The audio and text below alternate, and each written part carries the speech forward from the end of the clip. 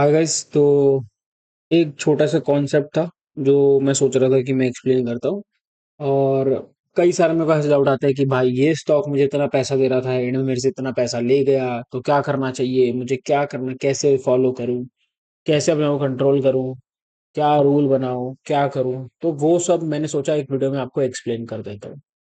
ठीक है। और एक लाइव ट्रेड के साथ एक्सप्लेन करूंगा ऑब्वियसली, क्योंकि बिना ट्रेड लिए ज्ञान देना बहुत आसान है, बट ट्रेड के साथ ज्ञान देना थोड़ा सा वैल्यू करता है। बाकी नीचे टेलीग्राम का लिंक है, अगर आपको फॉलो करना है, जहाँ पे मैं सारे चार्ट या ट्रेड अपडेट जो भी होता है सब कुछ यहीं पे डालता हूँ। तो अगर आपको आना है तो आ जाओ। 29,000 लोग हैं। ठीक है। जो ये ट्रेड है वो है केरलोसेनजी, जो भी इसको जैसे प्रोनाउंस करते होंगे, I have no idea.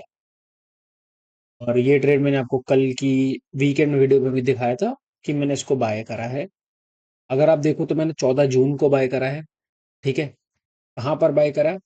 1335, right around जब ये वाला एरिया क्रॉस होता है। थोड़ा सा जूम करके चलते हैं अंदर। देखो 1329 ब्रेक को 35 की मेरी बाय है। ठीक है। अब आज सुबह सुबह अगर मैं इसका इंट्राडे चार्ट दिखाऊं आपको, आज सुबह सुबह की पहली कैंडल में ये गैप अप खुलता। ठीक है। गैप अप खुला और सीधा 5% भाग गया। तो मेरे को लगा ठीक है यार, ये स्टॉक स्ट्रांग है, यहाँ से होल्ड करेगा लग रहा है मेरे को। लेकिन उसके बाद ऐसा कुछ भी नहीं हुआ, वो स्टॉक वहीं से रिवर्स होना शुरू हो गया उसकी अगली कैंडल से ही। और मैंने क्या करा, मैंने जो देखो, मेरा आपको एसएल दिखाता हूँ। मेरा एसएल ये था। ठीक है। Starting SL was this. Starting SL was this. ठीक है। ये एसएल था मेरा। और जब इसने यहाँ से यू टर्न लेना शुरू करा ना ऊपर से 1426 से, तो मैंने इसका एसएल वापस। तो अगर हम एक जब मैं आपको एक पहले बेसिक सी कैलकुलेशन बता देता हूँ, ताकि थोड़ा सा ना इजी हो जाए आपको समझने के लिए। 1335 बाय है। स्टॉप लॉस इसके 10 पॉइंट नीचे था। तो टोटल स्टॉप लॉस कितने पॉइंट का था? 50 पॉइंट का। ठीक है। तो नेट लॉस कितना हो गया? क्योंकि 100 क्वांटिटी बाय थी। ठीक है। 100 × 50 कितना होता है? 5,000। तो मेरा नेट लॉस कितना हो सकता था? 5,000 रुपए। ये बात क्लियर हो गई। हमारे पास अपना रिस्क डिफाइंड है, जो कि 5,000 रुपए हमारे लॉस में जाएंगे। लेकिन जब ट्रेड यहाँ पर क्लोज हो रहा है, अगले दिन खुल के अब 5% ऊपर खुल रहा है, 1470 पे। देख रहे हो? 1430 पे, सॉरी। तो मैं 100 पॉइंट कमा चुका, है ना। 100 पॉइंट कमा चुका। तो मेरा प्रॉफिट कितना दिखा रहा था सुबह मेरे को? सुबह मेरे को हो रहा था 10,000 का प्रॉफिट है। ठीक है। अब आप एक बात समझो, 5,000 का आपने रिस्क लिया, 10,000 का आपको प्रॉफिट हो रहा है, और वो 10,000 का प्रॉफिट जीरो पे कन्वर्ट हो जाए। ठीक है। तो मैं जब भी एक ट्रेड मेरे को 2 times of my risk they देता है, 2 टाइम्स ऑफ माई रिस्क बोल रहा हूँ। 5,000 का रिस्क है तो 10,000 देगा, 10,000 का रिस्क है तो 20,000 देगा। उसके बाद अगर वो वापस वहां पे जाता है, मैं उसको बेच देता हूँ। क्यों? बड़ी सिंपल सी बात है। जब हमने ट्रेड खोल रहे हैं तो हम 5,000 का रिस्क ले रहे हैं। यहां पर हमारा 10,000 का रिस्क हो गया है। अब बहुत लोग क्या सोचते हैं, ये तो प्रॉफिट का है, इसको रहने दो। तो ऐसे तो हर चीज ही प्रॉफिट की रहेगी। अगर आप प्रॉफिटेबल ट्रेडर हो तो जिंदगी भर प्रॉफिट का ही रहेगा ना सब कुछ। लेकिन ऐसा नहीं होता। ठीक है। अगर मैं स्टॉक को ऊपर से 10,000, देखो यहाँ पर मैं रेडी हूँ कि मैं 10,000 का रिस्क रहने दूंगा, क्योंकि मैं बाय पॉइंट से ऊपर हूँ। तो मैं चाह रहा हूँ कि चल ठीक है, थोड़ा अगर 1-2% ऊपर नीचे का रिस्क खुला है तो कोई नहीं, क्योंकि यहाँ से हो सकता है ब्रेक लेने में रिवर्स मारेंगे, ऊपर जाएंगे। बट मैं स्टॉक में 5,000 का रिस्क ले रहा हूँ, फिर उसमें 10,000 रुपए कमाऊं, फिर उसके अंदर 5,000 का नुकसान करूं, तो मेरा लॉस 5,000 का नहीं रहता।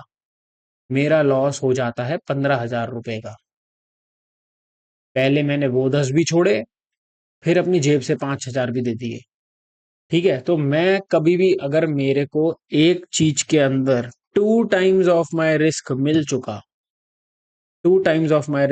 चुका, तो मैं उसके अंदर अपनी एनर्जी, अपना टाइम वेस्ट नहीं करता कि मैं उसको फिर से होल्ड करके रखूं अगर वो वापस कॉस्ट पे आता है तो।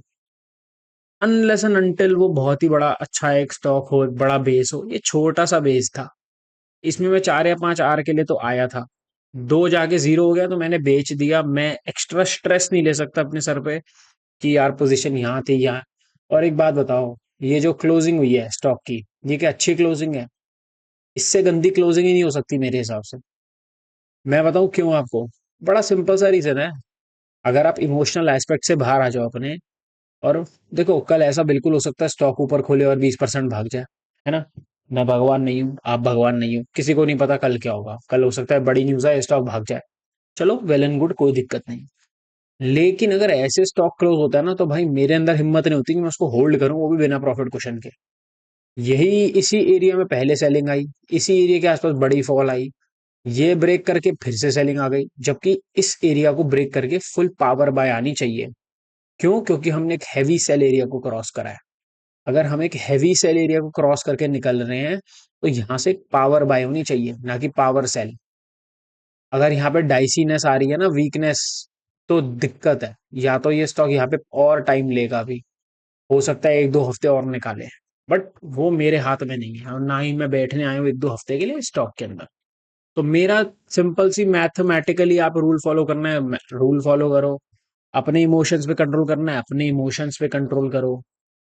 वो आपका डिसीजन है, आप किस हिसाब से दोगे भाई। सिंपल सी मैथ है, 5,000 का रिस्क लिया, 10,000 स्टॉक ने दे दिया, उसके बाद फिर भी 5,000 का रिस्क ओपन क्यों रहने दूं? हमेशा अपने स्टॉप लॉस को ऊपर लाते रहो, स्लोली एंड स्टेडीली। ये नहीं कहता कि पहले दिन ही काट दो, पहले दिन ही मत, नहीं, पहले दिन चलने दो, कोई दिक्कत नहीं है। जैसे आज ही हमने ये ट्रेड एंटर करा है, इसने जैसे ही मैंने एंटर करा 5 मिनट में 10,000 का प्रॉफिट दे दिया, फिर ये वापस से आ गया अभी 1,000 रुपये। तो मेरे को कोई डर नहीं है, क्योंकि पहला दिन है, वॉल्यूम अच्छी क्लोज हुई है, कैंडल अच्छी क्लोज हुई है, मुझे कोई प्रॉब्लम ही नहीं है।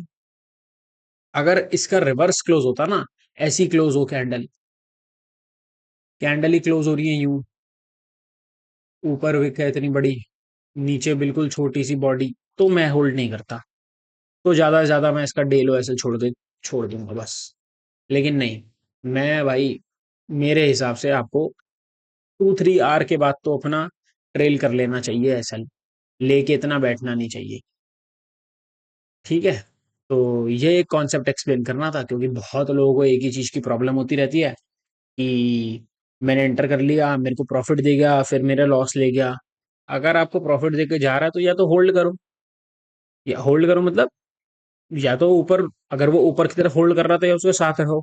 अगर वापस आ रहा है, या तो बेच दो, या आधा बेच दो, या ऊपर या आधा बेच लो। कहीं ना कहीं तो एडजस्टमेंट मैनेजमेंट करनी पड़ेगी।